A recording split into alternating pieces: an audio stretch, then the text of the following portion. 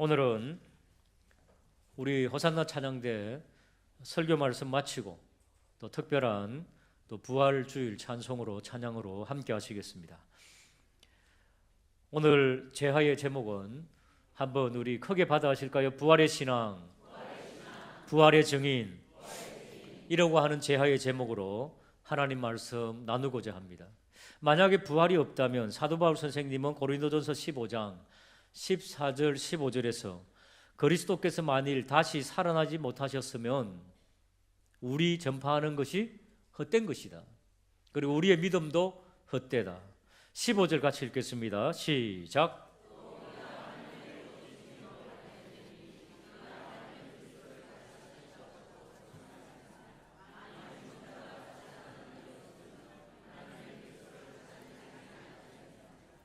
그리스도께서 부활의 첫 열매 되시고 우리도 죽어서 부활함을 믿으시기를 주님의 이름으로 축복합니다. 오늘은 그래서 여러분들과 함께 이 부활주일 아침을 맞이하여 부활 신앙에 대해서 말씀을 나누고자 합니다. 자, 여러분 가족 중에도 죽은 분들 계셨죠? 어떻게 싹 일어났으면 얼마나 좋았을까요? 만약에 죽은 자가 살아나는 부활을 보이려면 어떻게 하면 되겠습니까? 여러분 같으면 죽은 사람 앞에 이상하게 하늘에서 쫙 무슨 광선이 와가지고 싹 들어갔더니 사람이 꿈틀거리면서 막 이렇게 일어나는 거 한번 봤으면 얼마나 좋을까요? 근데 성경은 있죠. 한번 받아시가 말씀대로 살아나셨다. 이렇게 딱 일축하고 있습니다. 이 죽은 자의 부활에 대해서 힌트는 주고 있습니다. 놀라운 초자연적인 하나님의 능력이라는 거. 자, 한번 오늘 2절 한번 보실까요? 무덤으로 달려갔던 여인들이 부활은 보지 못했지만은 큰 지진이 나는 것, 주의 천사가 하늘로부터 내려와서 돌이 굴려져 있는 것, 그리고 그 형상이 번개 같고 그 눈은 희그늘. 그래서 부활주일에 사실은 흰 옷을 입는 상징적인 이유가 여기 있습니다. 하얗게 부활할 것이다. 그래서 눈같이 희그늘. 지켰던 자들이 그를 무서워하고 떨며 죽은 자같이 기절했다는 겁니다. 여러분, 부활의 어떤 그 죽은 자가 살아나는 모습도 아마 이와 비슷하지만은 성경은 이런 어떤 현상적인 이런 것은 우리에게 보여주지 않고 말씀대로 살아나셨다. 어차피 여러분, 그런 현상을 보더라도 역사적인 한 시점에서 볼 뿐이지 우리 모두가 볼 수 있는 건 아니잖아요. 예수님의 부활을. 어차피 안 믿을 사람은 안 믿습니다. 그래서 성경은 예수님은 말씀대로 부활하셨다 이렇게 일축하고 있는 것입니다. 그랬더니 여러분을 포함한 많은 사람들이 때때로 의심을 하는 겁니다. 그리고 의심하게 만드는 것입니다. 많은 이론들이. 그중에 오늘 성경 말씀에 나오는 11절 이하에 보시면은 11절 이하에 예수님의 그 시신이 없어졌다는 이야기를 대제사장들이 듣고 12절에 보니까 지도자들하고 의논을 하지요. 그리고 돈을 많이 군인들에게 건넵니다. 그리고 그 밤에 예수님의 시신을 도적질해 갔다고 그래라. 그렇게 소문을 내라. 15절 한번 읽어볼까요? 15절입니다. 시작.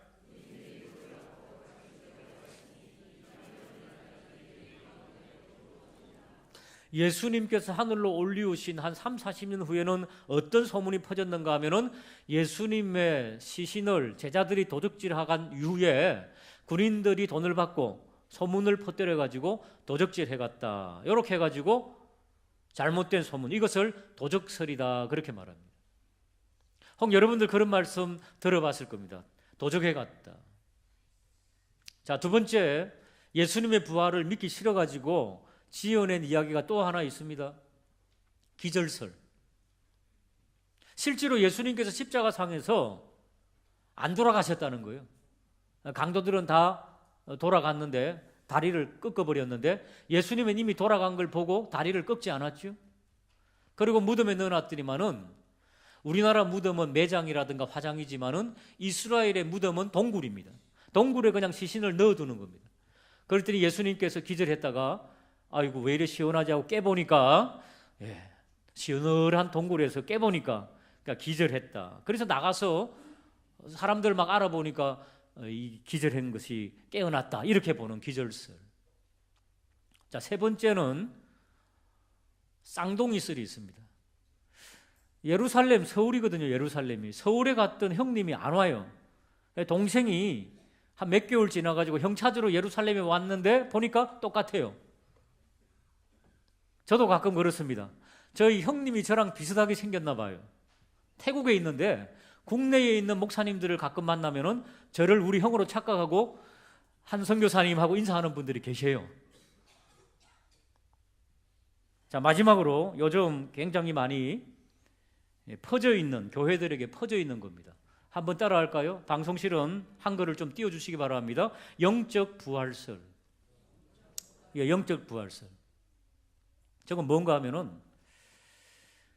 성경에 예수님을 믿게 하고 하나님을 믿게 하려고 좀 과장하고 좀 기적 같은 것도 또 삽입하고 막 그런 것들은 우리 이제는 알고 있지 않느냐? 지성인들은 그런 거 빼자. 예수님께서 물 위로 걸으신 거, 그런 거 우리 안 해도 예수 믿잖아. 그러니까 그런 신화들은 빼자. 예수님께서 물고기 2마리와 보리떡 5개로 5,000명을 먹이는 거, 그런 거는 그냥 예수님 띄우려고 한 거니까 빼자. 그냥 그런 거. 그냥 예수님 우리 믿자. 죽은 자가 부활? 이건 과학적으로 있을 수가 없다. 사람이 죽으면 뇌가 녹아버리고 이 오장육부가 녹아버리잖아요. 안에 있는 것들. 그래서 막 구멍을 다 틀어막잖아요. 물러오지 말라고. 우리 그런 걸 보고 아는데 어떻게 죽은 자가 살아나냐? 예수 믿는 건 좋지만은 그런 식으로 예수님을 신격화하지는 말자. 그래도 믿잖아, 우리는. 자, 여러분 마음속에 지금 예수님이 살아 계십니까? 안 살아 계십니까? 예? 그게 부활이라는 거예요. 영적인 부활. 이런 이론과 신학을 가르치는 학교가 있어요. 한신대학교, 연세대학교 안에 있는 연세대 신학대학교, 이화여대 안에 있는 이화여자대학교, 저 감리교 신학대학교, 다 그런 건 아니지만은 이런 이론을 받아들여 가지고 영적인 부활설을 지금 믿고 있어요. 성경이 뭐라 말합니까? 이런 도적설이나 기절설이나 쌍둥이설이나 영적 부활설은 가짜다. 따라하실까? 예수님은 육신적으로 부활하셨다. 육신적으로도 부활하셨다는 겁니다, 여러분. 6절 말씀 한번 보시기 바랍니다. 6절 말씀 보시면은 그 예수님이, 천사가 말해주죠. 여인들에게 그가 여기 계시지 아니하고 그가 말씀하시던 대로 살아나셨느니라. 와서 그가 누우셨던 곳을 보라. 자, 예수님이 누우셨던 그 시신이 계세요, 안 계세요? 안 계시잖아요. 부활하셔서 딴 데 가셨어요. 갈릴리로 가셨어요. 자, 영적 부활설, 아까 말했던 영적 부활설이 맞다면은 우리 죽은 자가 살아났다, 그런 거짓말 하지 말자. 그런 신화는 빼자. 그러면은 동굴 안에 예수님의 시신이 있어야 돼요, 없어야 돼요? 있어야 되죠. 영적으로 부활한 거니까. 시체는 있어야 되죠. 근데 천사가 말해주잖아요. 예수님이 이 누우셨던 곳에 없다. 왜? 육신적으로 부활하셔서 다른 데 가 계시기 때문에. 9절을 한번 보실까요? 9절입니다. 시작.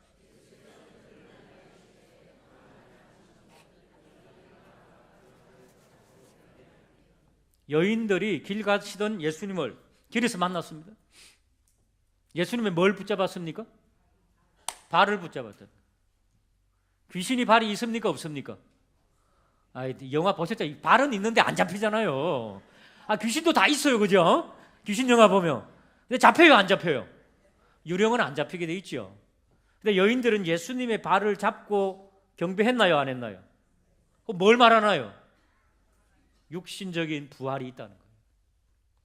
물론 시공간을 초월하는 그런 모습으로 되기 때문에 지금 우리 육신과는 다를 수 있습니다. 성경은 거기까지. 그러나 우리 예수님은 오늘 부활주일, 그 기념하는 이 부활주일, 예수님께서는 2019년 전에 육신적으로 부활하신 이 진리를 믿으시기를 주님의 이름으로 축복합니다. 그러나 이거보다 더 중요한 것, 예수님의 부활을 믿는 것은 이것보다 더 중요한 게 있습니다.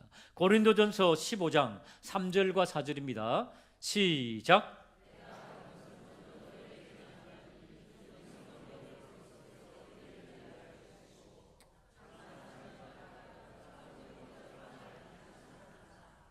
할렐루야.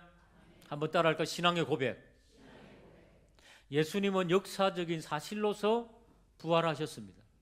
그러나 우리는 역사적인 사실을 믿지만 이보다 더 중요한 것은 신앙의 고백으로 믿는 겁니다. 이건 신앙 고백입니다, 여러분. 예수님은 말씀대로 죽은 자 가운데서 살아나셨다. 3일 만에. 그렇게 신앙을 고백하는 겁니다. 이것은 우리가 만들어내는 것이 아닙니다. 3절에 보니까 내가 받은 것을 너희에게 전한다. 그렇게 말하고요. 3절 다시 띄워주시기 바랍니다. 내가, 고린도전서 15장 3절, 내가 뭐라고? 받은 것을 어떻게? 사랑하는 여러분, 부활의 복음은 받아서 전하는 겁니다. 이 시간 받았어요, 안 받았어요? 그럼 여러분들 가정에 가셔가지고 예수님은 부활하셨어. 믿음은 들음에서 납니다. 전하지 않으면 부활의 복음은 증거되지 않습니다. 믿을 수가 없습니다. 세상 사람들이 부활의 복음을 듣지 못해서 안 믿는 겁니다, 여러분. 안 그래도 안 믿는데. 그러므로 오늘 이 부활주일 아침 부활의 복음을 받은 우리들은 이것을 잘 전수하게 되는 그런 저와 우리 모두가 되기를 주님의 이름으로 축복합니다. 역사상 성경에 보면은 죽은 자들이 살아난 사건이 있습니까, 없습니까? 엘리야 시대 때도 엘리사 시대 때도, 아니 예수님께서 얼마 전에 나사로도 살리셨습니다. 그 나사로는 죽은 지 며칠? 나흘, 4일 지났는데 살리셨습니다. 그런데 그것은 신앙의 고백은 아니죠. 나사로가 신앙의 고백을 하면서 나사로가 살아났다, 그를 믿자, 그거 아니죠. 그러니까 이 부활의 복음은 오직 예수님에게만 우리의 신앙의 고백으로 남아있다는 것입니다. 자, 이제 그 신앙의 이 부활의 복음을 받은 자가 어떻게 액션을 취해야 되는가, 반응해야 되는가, 7절을 같이 읽어보겠습니다. 7절입니다. 시작.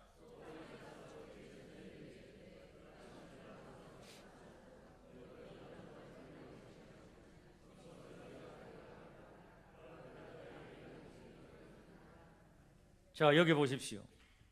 7절에 보니까 천사들이 여인들에게 빨리 가서 이 부활의 복음을 누구에게 전하라? 예수님의 제자들에게 전하라는 것입니다. 왜? 이 부활의 복음은 어떻게 된다고요? 증거해야지 믿는다고요. 단순하지만은 이것이 바로 믿음의 세계라는 겁니다. 제자들도 지금 안 믿고 있어요. 모르고 있어요. 도망가 있습니다. 예수님 죽은 줄 알고 있습니다. 여인들에게 빨리 가서 예수님께서 부활하셨다는 것을 제자들에게 증거해라. 그리고 어디로 가라고요? 갈릴리로 먼저 가라. 예수님이 거기 먼저 가 계시다. 9절 한번 보실까요? 다시 한번 더 9절 읽겠습니다. 시작.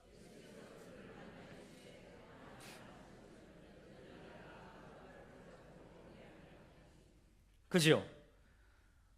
10절에 보니까 예수께서 그 무서워하는 여인들에게 이릅니다. 내 형제들에게 갈릴리로 가라 하라. 거기서 나를 보리라.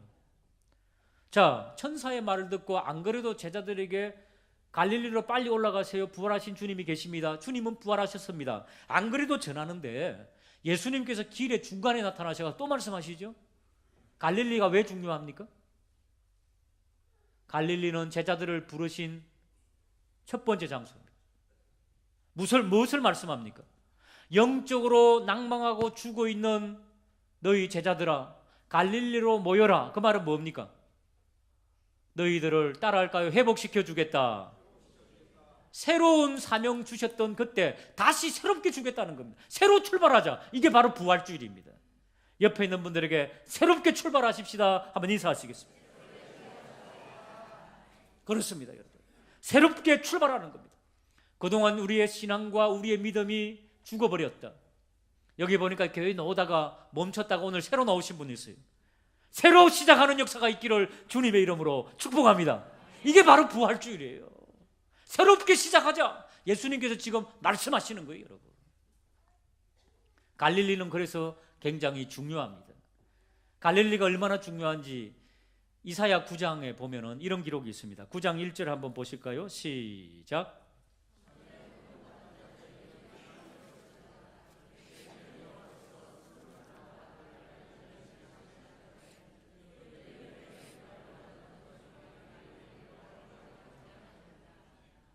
흑암에 행하던 백성이 큰 빛을 보고 사망의 그늘진 땅에 거주하던 자에게 빛이 비치도다.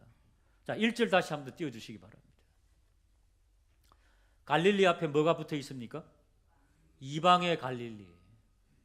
갈릴리는요, 이방인들도 많고 가난하고 없는 사람들이 살던 곳입니다. 그리고 그 갈릴리 땅은요, 이스라엘 북쪽으로 로마로 가고 다메섹으로 가고 여러 이방 땅으로 갈 수 있는 길목입니다. 그래서 갈릴리를 택하신 겁니다. 그리고 주님께서는 갈릴리에서 만나자 뭘 말씀합니까?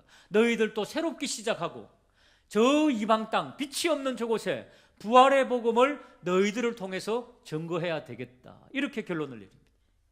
그러니까 오늘 우리는 어떻게 해야 되겠습니까? 부활의 복음을 받았습니다. 전하라고 그러죠. 빨리 전하라. 누구에게 전할까요? 마음속으로 작정하셔야지. 마태복음 28장 19절 20절입니다. 우리가 늘 아는 말씀이죠. 저게 바로 갈릴리 한 산에서 있었죠. 성천산에서. 그러므로 너희는 가서 모든 민족을 제자로 삼아 아버지와 아들과 성령의 이름으로 세례를 베풀고. 오늘 마음속에 이 부활주일, 나는 누구에게 이 부활의 복음을 증거할까? 그래야 믿을 거니까. 예수님께서 하신 명령대로, 천사가 줬던 그 부탁대로 그렇게 하자는 겁니다. 이제 한 달 후면은 설립 기념일을 우리가 기다리면서 한 영혼을 초청하자는 그런 주일을 기다리고 있습니다. 누구를 기대할까? 고난주간 특별 기도회를 통해서도 작정하였지만은 오늘 다시 한 번 더 마음에 품기를 바랍니다. 그리하여 가서, 마지막 절 읽겠습니다. 20절 시작.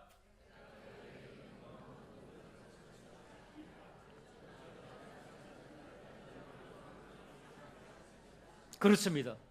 주님께서 분부하신 마지막 명령, 제일 중요한 명령, 한 사람을 택하여 주님의 전에 데려다 놓고 예배드리게 하고 말씀대로 살게 하는 그런 놀라운 역사. 그렇게 하는 자에게 보장하는 게 있죠. 세상 끝날까지 함께하리라. 할렐루야. 이런 놀라운 역사 한번 받아시가 부활의 복음, 부활의 증거, 그런 하나님의 사람들이 다 되시기를 주님의 이름으로 축복합니다. 기도하시겠습니다. 하나님 아버지,